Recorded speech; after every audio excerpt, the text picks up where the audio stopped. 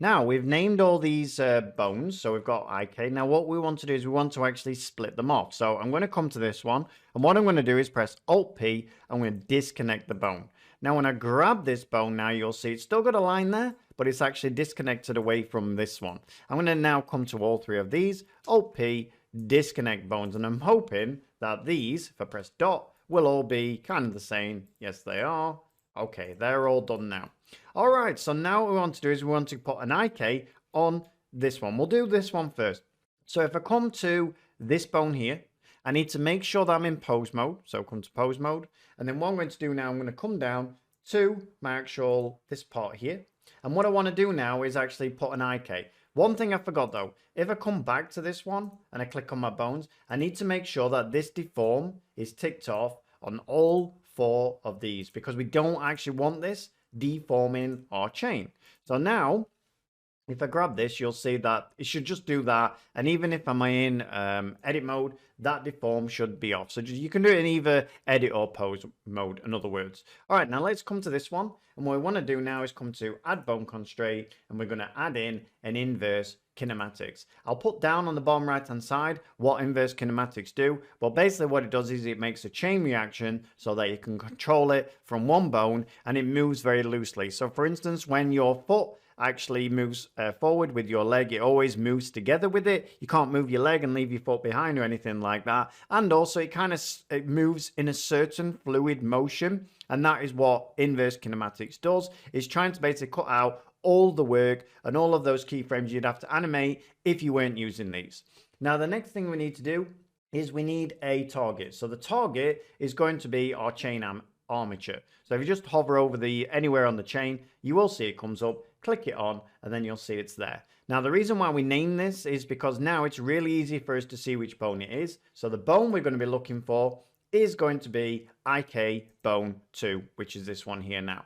Now what should happen now is when I grab this bone and I press G, you will see that all of this bone actually moves with it in a really nice, fluid, realistic way, which is what we're actually looking for. Now, if you drop that down, just for it back, it's Alt-G, as we spoke about many times. Now, you will notice that it's really, really juddery at the moment, and we don't want that. But don't worry, because we're actually going to fix that. So to fix that, what we're going to do before we do anything else is we're just going to add in another bone. Now, this cursor right at the moment is in the center. So if I come to edit mode, and then I just press Shift A and bring in another bone, I want everything basically to move from this bone. So I'm just going to make this one a little bit smaller. And then what I'm going to do is I'm going to grab this and I'm going to attach it to this. So I'm going to grab this one and this one, press Ctrl P, and then I'm going to keep offset. And now if I go back to pose mode and I grab this bone here, so this one here, you can see now that as I move this, it's not flicking about everywhere. It's really, really smooth, and that is exactly what I want. Now this is also good because so if I press G and Z, as our stone goes up and down, the actual chain will follow with our actual stone. So that makes it even easier now for us. So now let's come and do the same thing on the rest of these. So we're in pose mode. We need to attach all of these first. So I'm just going to go back to edit mode. I'm going to grab this one, this one, this one, and then finally the center one. I'm going to press Ctrl P and I'm going to keep offset like so.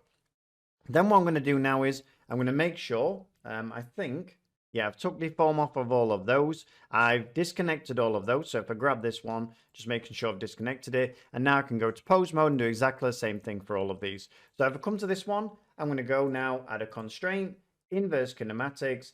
The armature is going to be our chain armature. And the bone on this one is going to be IK bone 3. Now, if you're having trouble finding it, because there's a lot of bones here, just put in IK and then you'll see IK bone 3. Now let's come to the next one, which is this one here.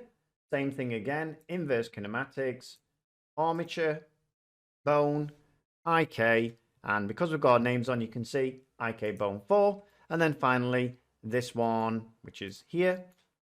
Same thing again. That pipette, there we go, and now the IK bone 1. So IK, bone 1, like so. All right, so now when I grab this center thing, this center bone, sorry, I should have all the control over all of these actual chains, hopefully. Now, let's actually go in and actually weight these now, so that once we can actually turn our bones off. Now we don't need those on, so we'll also do that. We'll go back to edit mode to actually do this. And then what I'll do is I'll just press tab, go now to my viewport display. Not on there. Where is it? Find that. Turn off the names like so. And now what we need to do is weight all these and then bring our stone back, and then we can weight that with it as well. All right, let's do that now. So the way we're going to weight these, first of all, I'm going to save out my work. The way we're going to weight these independently. So what I'm going to do is I'm going to grab my chain, my bones, grab my chain. Sorry, that's the wrong way around. So I'm going to grab my chain, then my bones, Control P, and we're going to do it with automatic weights like so. And now what you'll see happens is if I come back to my bones, put it back onto pose mode, grab this this middle one, press the G button, you'll see now this chain moves really realistically. Now the reason I split these up into to do them independently is because if I didn't do that, what would happen is that it would try and put weight onto each of these. So you might end up with this bone moving slightly as this chain moves. That's why we did it independently. So now let's come back to object mode. Like so. Grab my bones. I'm just wondering which one I actually did. Yeah. Let's go and check that again. I think I'm working. Yes, I am. Okay, I'm working this way around. So object mode. There we go. Now let's grab this, Control P, wrong way around again. Let's grab this, Control P, automatic weights. Let's work our way around now. So we'll grab our chain, grab our armature, Control P, automatic weights. And now finally, let's come around and grab this one and this one, Control P, automatic weights, like so. Now I'm hoping that these will go okay. So let's, the moment of truth, let's go to pose mode. We've got our middle one grabbed. And if I press G, there we go. There is our chain moving really nicely. Now, of course, it's not going to be moving. It's only going to be moving slightly because we don't actually want this chain to be stretched or anything like that. So no bendy bones this time. All right, now the final thing is we need to obviously bring in our stone now. So if I press object mode, press Alt H, bring everything back. I'm going to basically hide all of this except this stone. So I'm going to hide these as well. Just this one stone. And what I want to do is I also want to have this weighted to my actual chain. So again, I'm going to grab this. I'm going to grab my chain. I think it's the right way around. Yes, it is. And we'll give it with empty groups. And the reason I'm giving it with empty groups is because I want this center bone to be the only one that has some weight bearing on this. In other words, I want to now go to my armature, come down to bones in front, and this one here, so this one here, I want to be weighted to this. So what I'm going to do is I'm going to go into edit mode. I'm going to come, actually I'll come to this and that'll make more sense. So this bone here, I will call this the root bone as well because that makes most sense. So if I come here, we'll call it the root bone. Like so. And then what we'll do now is we'll come to our stone. And then what we'll do is we're looking now for the root bone. So again, I think it's going to be down at the bottom. There it is. Just seeing it. There it is, the root bone. All right, if I press tab now, press A, and then click assign. I can also as well move this bone all the way down to the bottom. It's going to make it much easier if I do that. Then I'll be able to find it like so. Now, if I come in and I grab just this bone here, come to pose. So grab this bone. If I press G now, everything will move with this bone, as you can see. So now the moment of truth, all we need to do now is basically get this animated. So if I press Alt H when I've gone back to object mode, so now Alt H, bring everything back. And now again, let's come back to pose mode. Like so. Let's go to layout so we can see what we're actually doing. Let's put this onto 1, like so. And then we'll just zoom in a little bit. And again, onto pose mode. Like so. And then what we'll do is we'll start this on here. So I'm going to press I and we'll do, I think we'll just do location because we don't need to scale or anything like that. So just location. And then what we'll do is we'll come to, let's say 100. We'll do it over 200 frames. So come up, bring it all the way up there like so. And then we'll press I, location. And then all I'll do is I'll press Shift D and bring that over to 200. Like so. I'm not sure. I'm going to zoom in a little bit.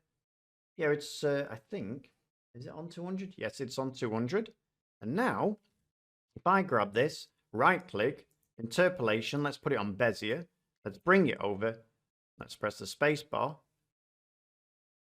And there we go. Realistic, moving, changed. Now, the other thing you could do is you could pull these in as this is moving. You just basically put a bone in here, attach them to the IK, and then they would move in with it as well. But that's making it a little bit more complex. I'm quite happy with how this is working. It looks very, very realistic. And basically, it's something that you should have in your own arsenal for when you want to animate, not just chains, it could be ropes and things like that, which are notoriously hard to animate. All right, so what I'm going to do is I'm going to save that out.